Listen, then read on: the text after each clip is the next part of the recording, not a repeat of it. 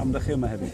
Da ni yma i ddangos yn gwrthwynebiad i'r cyngor Sir Ddinbych am ei bod nhw eisiau cael ysgol ni bod 50 o blant Gymraeg sy'n cael addysg gwbl Gymraeg a'n huno ni yn ysgol ddwyieithog, felly bod status yr iaith yn cael ei israfio i'r plant ni a bod nhw ddim yn cael Cymraeg yn y byd ac yn ei bethau cymdeithasol fel ma'n ar hyn o bryd. Da ni'n byw mewn bro hollol Gymreig a gwledig a mae'r sir yn tynnu yr iaith o'r ardal honno ac yn gorfodi ni fynd am plant i'r dre, i'r ysgol Gymraeg arall agosaf.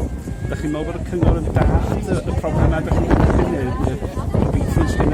Mae'r penderfyniad yn cael ei wneud 2 flynedd yn ôl gan y swyddogion. Mae'r cabinet yr Rhy Wan i wneud rhywbeth ynglyn â'r peth.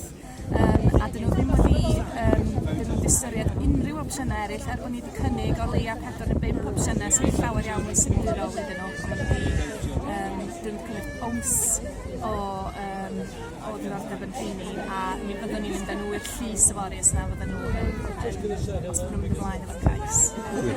Diolch yn fawr.